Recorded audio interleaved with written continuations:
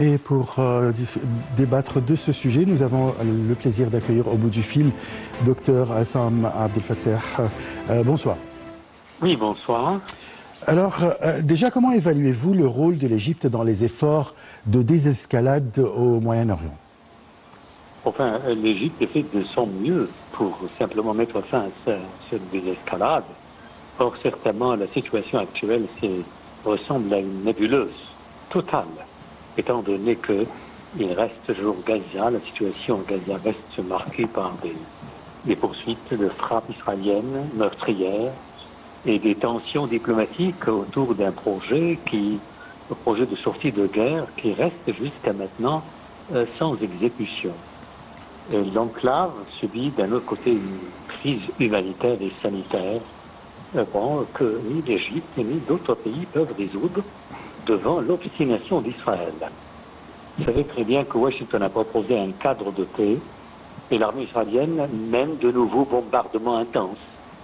Et puis en même temps, c'est la première fois de voir aussi Hamas accepter le projet lancé par Washington. Et pourtant, et jusqu'à maintenant, Israël refuse. Le Hamas a accepté une feuille de route. Et ce sont les États-Unis, Trump précisément, qui a soutenu cette feuille de route. Peut-être on l'a élaborée. Cette feuille de route prévoit un désarmement progressif et un retrait graduel d'Israël géré par une certaine administration technocratique, semble-t-il. Or, le gouvernement de Netanyahou, jusqu'à maintenant, persévère dans son plan de bombarder, de continuer le bombardement. Et Netanyahou émet des doutes et des réserves. Et jusqu'à maintenant, le projet est bloqué. Je viens de mentionner la crise dans la bande de Gaza et qu'il y aura une réunion qui sera tenue au Caire, qui va rassembler des membres américains, turcs, du Qatar et bien évidemment de l'Égypte. Qu'attendez-vous de cette réunion et est-ce que ça va aboutir vraiment à la reconstruction de Gaza et peut-être la paix entre les deux parties israéliennes et palestiniennes? Eh bien, que de nombreuses réunions se sont tenues pour réaliser ce but. Enfin, auparavant, c'est pas la première, en effet. Mais devant, écoutez, parce que le gouvernement de Netanyahou, le gouvernement des extrémistes, insiste pour réaliser de grandes ambitions d'Israël. Et je pense que c'est très difficile, en fait, pour Netanyahou, pour son gouvernement de renoncer. Vous savez très bien que malgré Trump lui-même qui a promis avec une feuille de route de mettre fin à cette situation, à cette escalade, et regardez Israël devant les États-Unis. Alors, est-ce que vous pensez qu'Israël se pliera à cette réunion qui regroupe les puissances européennes? Absolument pas. C'est la plus grande puissance du monde et exerce une pression diplomatique sur Israël. Et Netanyahou savait déjà, avant d'élaborer cette feuille de route, qu'il rencontrera une obstination majeure d'Israël. On voit que Netanyahou, le ministre de la Défense, tous les deux, ont émis leurs doutes et ils ont exprimé leur refus, soit explicitement ou implicitement, à mettre en application cette feuille de route.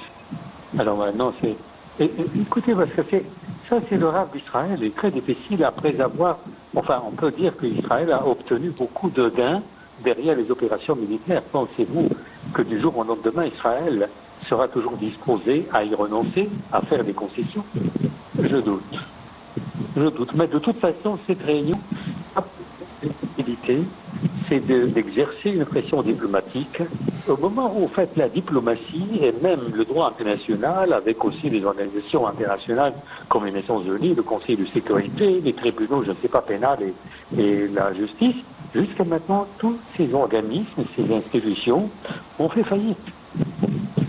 Ils n'arrivent pas, en fait, à détourner Israël de ses buts. Docteur Assam, vous m'entendez? Oui, je vous entends très bien. Alors, on parlait tout à l'heure de la phase 2 de l'accord de paix entre Israéliens et Palestiniens, désarmement du Hamas, remplacer le Hamas ou bien la sécurité dans la bande de Gaza par une police palestinienne.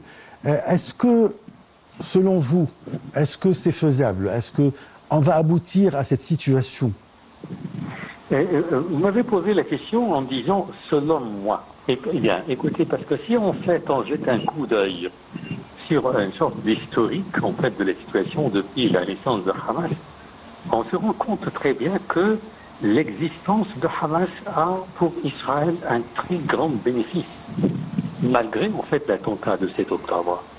Pourquoi? Parce que le fait de planter une source de danger en Palestine ou bien dans la bande de Gaza, planter une certaine menace, qui bien sûr concrétisée par Hamas, ça rend vraiment un grand bénéfice à Israël. C'est toujours de prétendre à tout le monde qu'il y a toujours un danger et puis pour insister ou bien pour confirmer la nécessité de reprendre et de continuer les opérations militaires.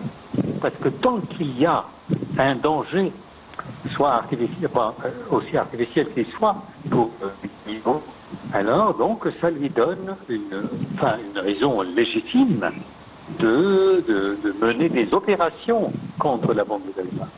Et puis le fait qu'il n'y a plus de danger pour Israël, ça pose un problème à Israël. Israël a besoin toujours d'un danger métaphysique, un danger réel pour continuer ses opérations et aussi ses hostilités.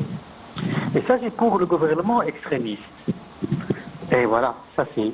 je dis que c'est un complexe existentiel d'Israël. Hélas. Et que, vous voyez, moi je ne vois pas, je suis d'accord avec un certain théoricien russe, c'est Dogin, Alexandre Dogin, il a dit que la seule issue de ce problème, c'est justement la force. Nous vivons dans un monde où règne non pas la force de la loi, mais la loi de la force. Les élections prochaines, les élections israéliennes, ne pourront pas quand même influencer les décisions de l'actuel Premier ministre israélien et peut-être alléger la situation, ou bien vous voyez le contraire peut-être? Non, je ne pense pas que les élections peuvent... Mais peut-être on peut miser peut-être sur les élections américaines plutôt. Parce que ce qui en fait a motivé, ce qui est vraiment motivé Trump pour élaborer cette feuille de route, ce n'est pas justement le souci de mettre fin à cette désescalade. Non. C'est parce qu'il sait très bien que sa popularité s'est effondrée. S'est effondrée. Il a besoin de gagner quand même une part de cette popularité, de récupérer une popularité. Il veut se montrer devant tout le monde, c'est quelqu'un qui peut trancher les problèmes qui ne sont pas jusqu'à maintenant résolus. Et c'est ce que tout le monde peut constater. C'est pas moi qui le dis, mais simplement les observateurs américains eux-mêmes. Mais en Israël, vous savez depuis combien de décennies on vit cette tragédie les extrémistes. Et je suis certain personnellement que même les laïcs israéliens, eux-mêmes, c'est vrai qu'ils sont peut-être moins rigoureux que Netanyahou, mais je suis certain, quasi certain, que tous les Israéliens, que ce soit sionistes, non sionistes, laïcs ou peut-être extrémistes, eux, ils ont le même complexe. Le même complexe, en fait, des métèques, c'est-à-dire des gens qui errent, qui n'ont pas de patrie. Alors, dans ce cas, ils s'accrochent. C'est une question de vie ou de mort. Ils s'accrochent, en fait, à la Palestine. Et même, je sais que très bien que il y a beaucoup d'Israéliens qui s'opposent à Netanyahou.